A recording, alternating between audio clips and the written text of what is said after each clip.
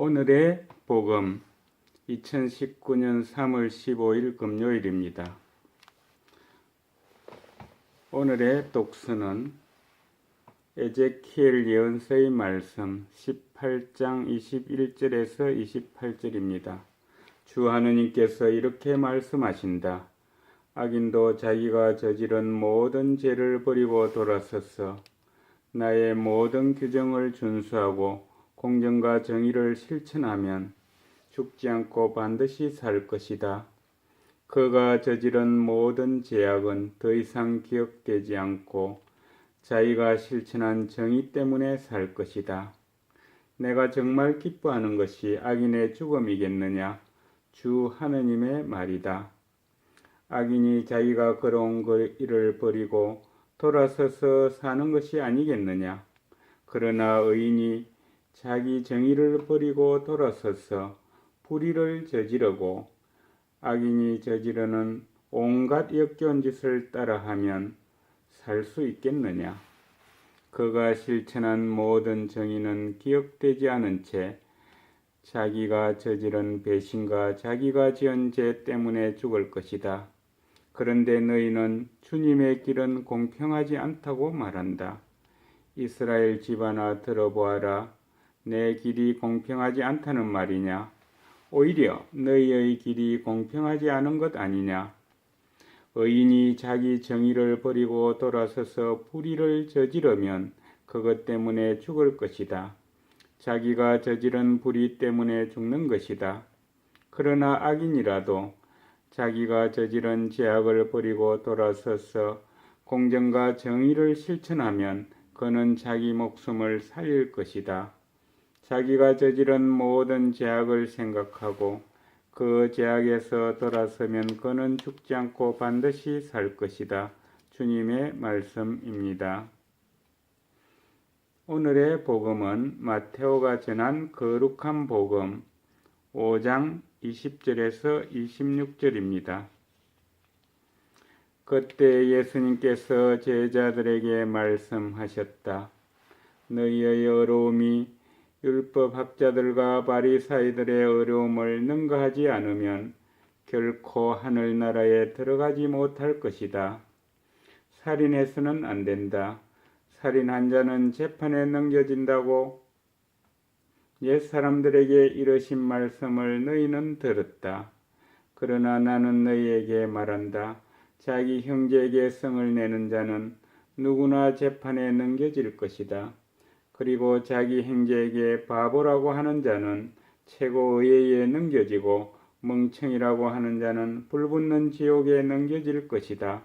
그러므로 네가 제단에 예물을 바치려고 하다가 거기에서 형제가 너에게 원망을 품고 있는 것이 생각나거든 예물을 거기 제단 앞에 놓아두고 물러가 먼저 그 형제와 화해하여라.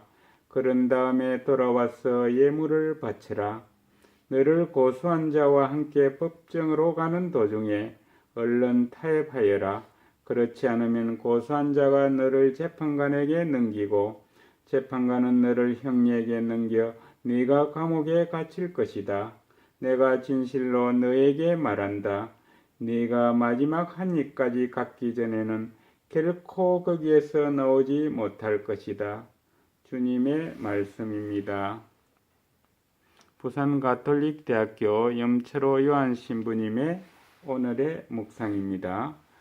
오늘 복음에서 예수님께서는 우리의 어려움이 율법학자들과 바리사이들의 의로움을 능가해야 한다고 말씀하십니다.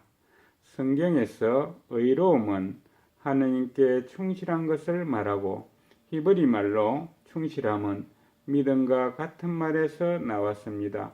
결국 우리의 믿음 곧 하느님에 대한 충실함이 율법학자들과 바리사이들보다 더 커야 한다는 것이 예수님께서 하시고자 하는 말씀입니다. 이어서 예수님께서는 어떻게 하는 것이 율법학자들과 바리사이들보다 더 의로운 길인지 설명해 주십니다. 참으로 주님께 충실한 이들은 살인하지 말라는 계명을 글자 그대로만 지키는 이들이 아니라 그 깊은 의미를 생각하며 더 온전히 지키는 이들입니다. 사실 형제들에게 성을 내고 바보라고 욕하는 이들, 형제들에게 원망과 원한을 사는 이들, 그래서 형제들에게 잘못하여 고소를 당하는 이들은 살인하지 말라는 계명을 어기는 이들입니다. 형제가 고통을 느끼게 하고 어려움을 겪게 하는 형제의 마음을 죽이는 이들이라 하겠습니다. 그런 이들은 형제와 화해하지 않는 한 결코 하늘나라에 들어가지 못할 것입니다. 그들의 재물은 하느님께서 기꺼워하지 않으실 것입니다. 오늘 독서에서 봉독한 에제키엘 예언서도 예수님께서 말씀하신 것처럼 이야기합니다. 스스로를 의인이라 생각하더라도 하느님의 계명을 충실히 지키지 않는다면 결국 파멸로 나아갈 것입니다. 그러나 죄인이라 하더라도 자신이 가는 길을 되돌려 하느님께 충실히 살아간다면 구원에 이를 것입니다.